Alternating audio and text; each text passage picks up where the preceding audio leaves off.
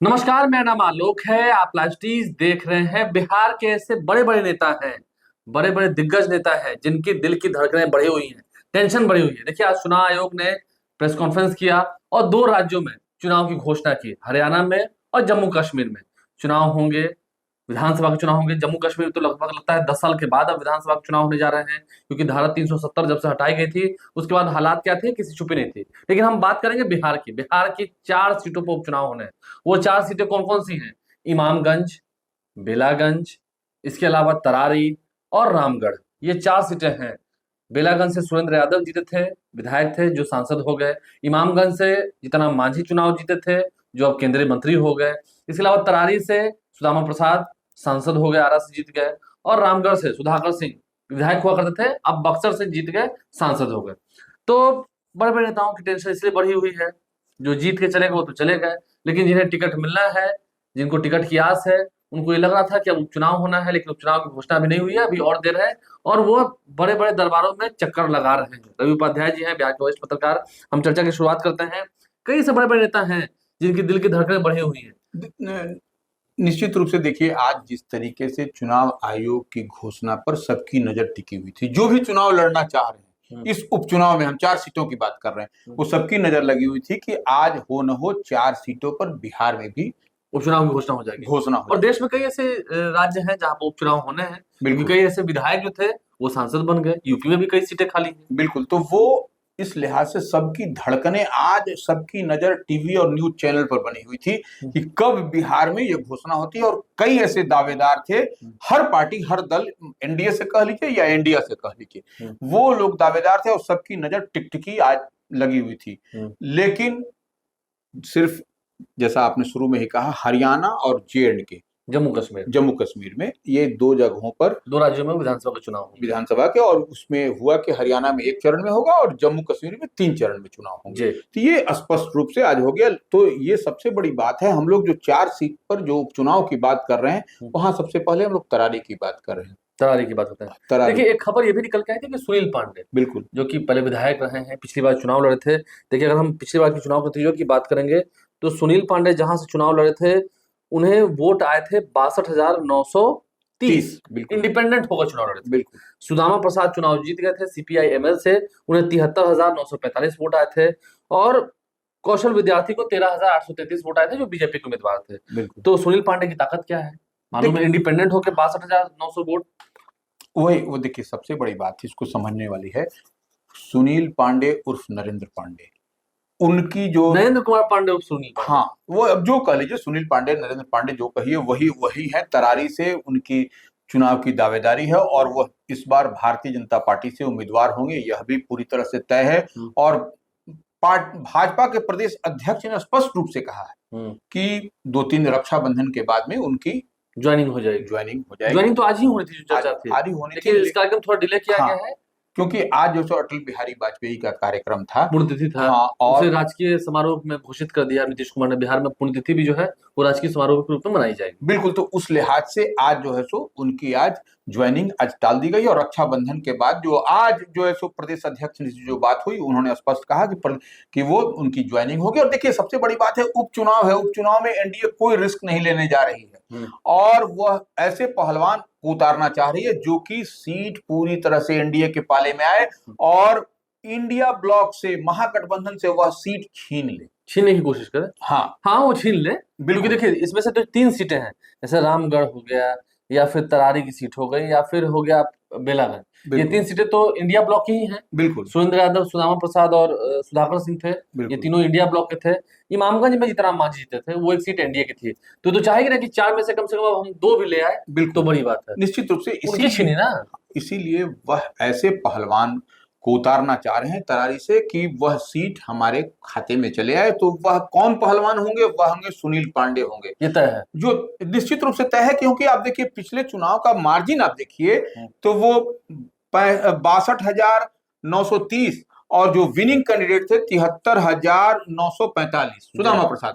तो यही मार्जिन था आपको। और वो भारतीय जनता पार्टी से कौशल विद्यार्थी लड़े थे, उनको सिर्फ 13,833 मत मिला था। तो वो आप जो ही आप इस मार्जिन को जोड़िएगा, क्लब करिएगा, सुनील पांडे और भारतीय जनता पार्टी के 62,000 और 13,000, तो वह आपको जीतते हुए देखिए दिखाई सुनील पड़ते पांडे क्या है कि उस क्षेत्र में, बिल्कुल क्षेत्र की जब बात होती है उस क्षेत्र में प्रसिद्ध हैं, लोकप्रिय हैं। उनके भाई भी हैं उल्लास पांडे, एमएलसी रहे हैं। एक चीज वहां देखी जाती है, लोग वहां मिले जाते हैं। लोग भले कितना कह लें कि बाहुबली है, क्या है, ये है, कहने को तो कोई कुछ भी कह सकता है, देखिए लेकिन लोगों का काम वहां होता है। देखिए निश्चित रूप से आम सुनील लोगों का काम वहां होता है, उनसे सुनील मुलाकात पांडे होती है। वहां से 2000 2005 और 2010 में रहे थे। बीच में जब उनकी पत्नी भी चुनाव लड़ी थी जी। सुनील पांडे की, तो वह जब लड़ी थी मात्र 212 मत से वो हारी थी। अरे तो जी। ये देखिए सबसे बड़ी बात है, हम जो बात कर रहे हैं तरारी में उनकी चमक और धमक सुनील पांडे की है, और वह रोज माने जन संवाद माने समझिए कि तो लोगों कह के रहे कि बीच में। लोगों का काम हाँ होता है, वहां बिल्कुल पहुंचेंगे, उनके क्षेत्र के जो लोग होते हैं या जो भी लोग होते हैं उस तरफ के, आरा की ओर के, वो बिल्कुल उधर जाते हैं तो काम तो होता है। बिना जात पात पूछे हुए सबका काम काम करते होता है, हैं। ये सुनील पांडे की जात ना सबसे पात करे हाँ सबकी बात। हाँ चलिए अब आगे सीट की हम बात करते हैं। आते हैं जरा बेलागंज पर, गया बिल्कुल की ओर ही बढ़ रहे हैं।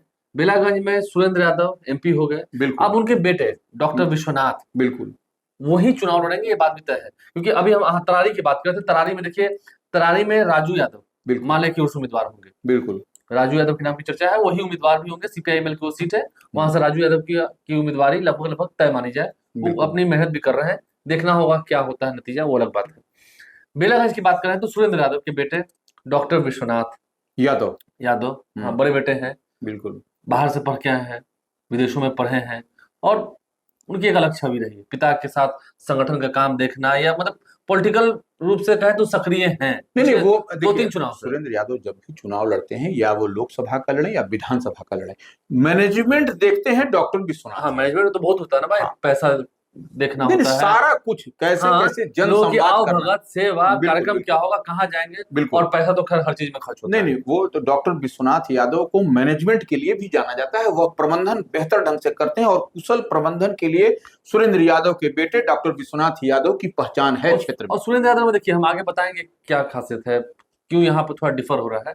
सुरेंद्र यादव में एक खासियत है, उनके बेटे, जितने 3 बेटे हैं उनके, जो मेरी जानकारी है, तीनों में कोई प्रतिद्वंदता नहीं है, प्रतिस्पर्धा नहीं। प्रतिस्पर्धा नहीं है, बिल्कुल प्रतिद्वंदता नहीं है। होता बिल्कुल ना कि घर में ही फूट है, कई ऐसे बड़े बड़े घर हैं बिल्कुल जहाँ घर में फूट देखी जाती है, लेकिन बिल्कुल यहाँ भाई भाई में नहीं है। क्योंकि उनके एक बेटे से मेरी बात हुई थी, उन्होंने कहा कि हाँ भैया लड़ेंगे, लड़ेंगे तो लड़ेंगे, नहीं नहीं वो तो स्पष्ट है, फाइनल है, उसमें कहीं कोई दिक्कत नहीं है। डॉक्टर विश्वनाथ यादव ही लड़ेंगे। लड़ेंगे। सुरेंद्र यादव के पुत्र हैं, बेलागंज से लड़ेंगे, गया से लड़ेंगे, वो उसमें कहीं कोई तो दिक्कत नहीं उनकी है। भी टेंशन बड़ी होगी कि वो चाह रहे होंगे जल्द से जल्द बिल्कुल चुनाव हो जाए। निश्चित रूप अभी से तो चुनाव की घोषणा हुई नहीं है। हाँ अब और देखिए सामने में नहीं सामने उनके कौन लड़ेगा, Manorama Devi एक्सएमएलसी x MLC JDU की हैं, वह जेडीयू से उनके भी लड़ने की करीब करीब ये अंदर खाने में पॉलिटिकल कॉरिडोर में उनके नाम मनोरमा की देवी चर्चा। ही लड़ेंगी, बात तय मानी जा रही है, बिल्कुल बिल्कुल क्योंकि वो सीट जेडीयू की है। देखना होगा, मनोरमा देवी पहले भी विधानसभा चुनाव लड़ी है, क्योंकि बिल्कुल विधानसभा चुनाव में, क्योंकि वहां लोजपा चुनाव लड़ गई थी, इस कारण से उन्हें हार का सामना करना पड़ा। निश्चित रूप से काफी कम मार्जिन था, लेकिन देखना होगा इस बार मनोरमा देवी क्या करती हैं, क्या नतीजा होता है। अब तो जनता वहां की मालिक है। अब आगे चलते हैं, जरा रामगढ़ पे आते हैं। रामगढ़ और इमामगंज, रामगढ़ में भी लगता है जगदानंद सिंह के बेटे ही चुनाव लड़ेंगे। निश्चित रूप से रामगढ़ जो है सो वह देखिए वह रामगढ़ जगदानंद सिंह के एक पुत्र जो भी सांसद हो गए बक्सर से, उनके सीट पर खाली हुई है, तो निश्चित रूप से वह सीट जगदानंद सिंह के जो बेटे हैं, वो उन्हीं को दूसरे बेटे हैं जो अजीत सिंह संभवतः उनका नाम है, हाँ। तो वही जो है सो लगता है कि वही लड़ेंगे, उन्हीं को आरजेडी जो से वो पहले उम्मीदवार जेडीयू में चले गए थे, जेडीयू फिर में। आरजेडी में आ गए हाँ तो अभी लोकसभा चुनाव के परिणाम के बाद। बिल्कुल और बीजेपी से अशोक सिंह का दिख रहा है। बिल्कुल लेकिन देखना होगा यहाँ अंबिका यादव क्या करते हैं। अंबिका सिंह यादव है, बिल्कुल बीएसपी से लड़े थे, पिछली बार नंबर 2 वो थे। हाँ लगभग कह सके कि 189 वोट का ही डिफरेंस था। सुधाकर सिंह को वोट मिले थे 58,083, और अंबिका सिंह को वोट मिले थे जो बीएसपी से चुनाव लड़े थे, उन्हें 57,894। बिल्कुल तो समझ सकते हैं लगभग, माने बीजेपी से अधिक वोट मिला था। हाँ बीजेपी तीसरे नंबर पर थी, बीजेपी को 56,084 वोट मिले थे, बिल्कुल बीजेपी से अधिक वोट मिले थे। अंबिका सिंह दूसरे स्थान पर थे।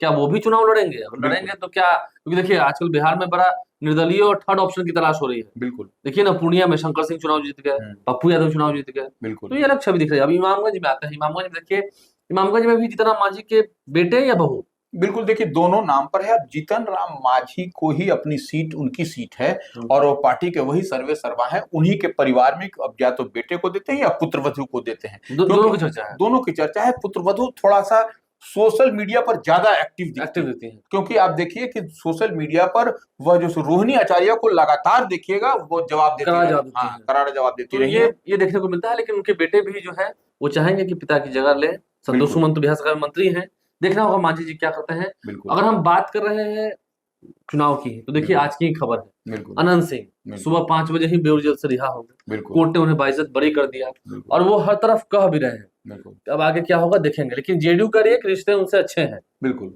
निश्चित रूप से वो इससे अच्छे हैं। अब वही तो देखने वाली बात होगी कि क्या है। देखिए क्योंकि अब तो वो चुनाव लड़ सकते हैं। हाँ निश्चित रूप से चुनाव लड़ सकते हैं। अब इसमें कहने की बात थोड़ी है। अब लेकिन तब देखने की बात होगी कि जेडीयू से लड़ते हैं कि भारतीय जनता पार्टी से लड़ते हैं। बीजेपी से तो अभी होता हुआ नहीं दिख रहा है। नहीं देखिए, अंदर खाने में यह भी चर्चा है। हम्म। इस बात को अब मानिए ना मानिए, लेकिन क्या अलग बात। सच में जेडीयू के नेता अपने मजबूत किसी सिपाही को जाने देंगे, हाँ हटने देंगे? ये बड़ी बात बिल्कुल है। बिल्कुल बिल्कुल। क्यों वो हटने देंगे? हाँ क्योंकि अनंत सिंह तो कह ही रहे हैं नीतीश कुमार ने काम किया है, नीतीश कुमार ने बहुत काम किया है बिल्कुल और एनडीए की जोड़ी ही बेस्ट जोड़ी है, उन्हें वो पसंद है।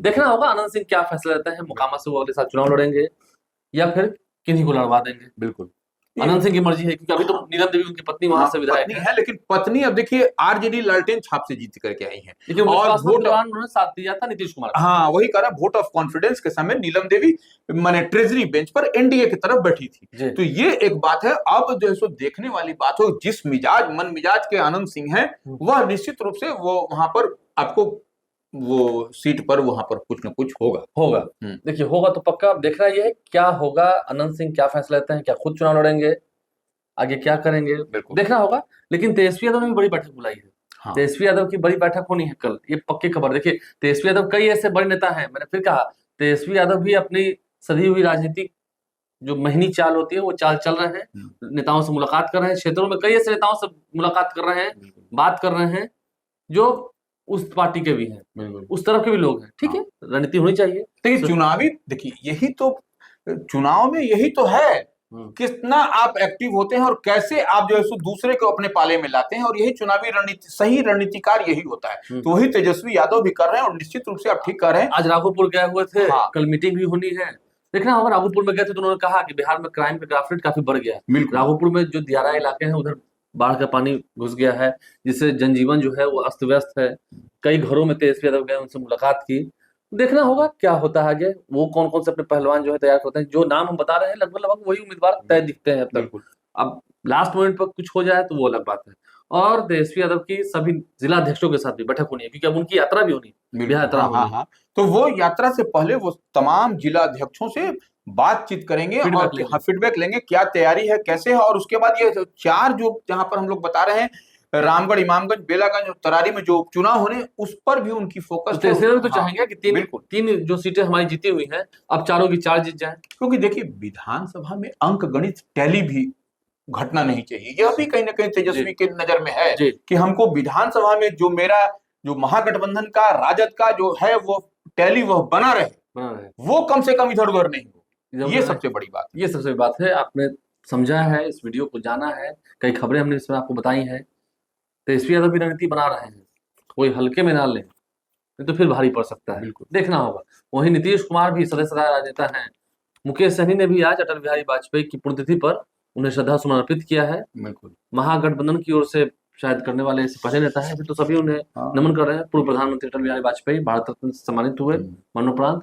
देखना होगा क्या कुछ तस्वीर निकल के आती है, क्या कुछ फैसले लिए आते हैं, इस पर भी हमारी नजर टिकी रहेगी। आप लाइव से बने हैं, हमारे चैनल को सब्सक्राइब कर लें, साथ साथ फेसबुक पेज लाइक करें। धन्यवाद।